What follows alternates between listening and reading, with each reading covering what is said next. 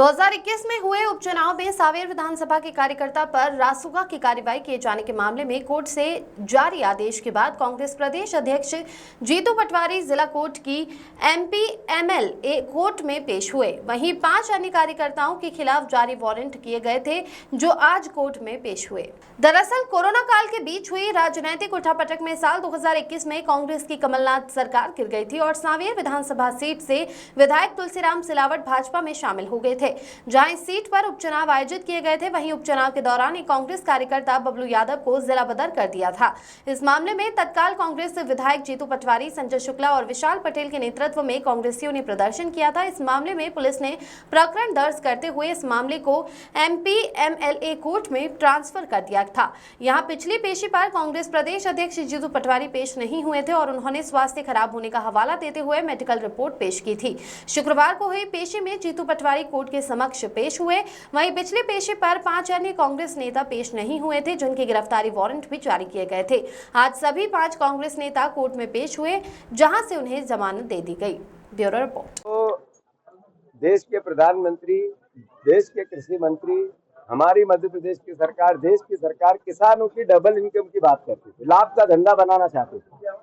जो मीडिया जो थोड़ा सा फसलें बड़ी होती है और हाहाकार मचा देते हैं कि फसलों के दाम ज्यादा हो गए, महंगाई बढ़ गई, टमाटर के भाव ज्यादा है, करेले के भाव ज्यादा है, लौकी महंगी हो गई, खाने के फ्रूट्स महंगे हो गए, रोज हम सुनते हैं, देखते हैं।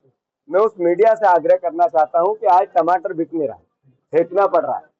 एग्रीकल्चर में जो प्रोडक्शन फेंकना पड़ता है, कृपया करके उस पर भी आवाज उठाओ। आखिर ये किसान इसी देश का। तो एक दिन टमाटर के भाव बढ़े तो फ्लैश होता है, सब अखबार, मीडिया, चैनल सब बातें करते हैं, सत्ता पक्ष और विपक्ष भी बातें करती है, विपक्ष भी कोसता है कि महंगाई बढ़ गई। मैं थोड़ा इससे डिफर रहता हूँ। किसान का जब भाव बढ़ता है तब तो आवाज आती है, पर जब वो फेंकता है, जब आवाज क्यों नहीं आती? तो किसानों के हित में देश का 70% आम आदमी, 75% किसान इस देश का, तो उनकी लड़ाई कौन लड़े? तो अब किसानों के टमाटर फेंकने पड़ रहे हैं। कृपया करके मीडिया और सरकार दोनों ध्यान दें।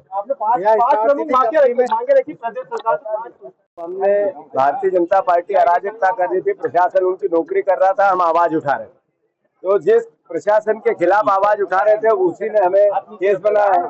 तो हम कानून पे भरोसा है, कानून का सम्मान करते हैं, हमने पेशी की है। बता दिया। ये पहलगाम वाली जो घटना आई है सामने, उसमें ऐसा बता रहे हैं विक्टिम जो है फैमिली, उनकी सुरक्षा नहीं। देखो, ये बात सही है कि जो घटना घटी है, ये अपराध हुआ है, ये देश के माथे पे एक तरह से प्रहार है और पूरा देश एकजुट है, पूरी कांग्रेस सरकार के साथ है।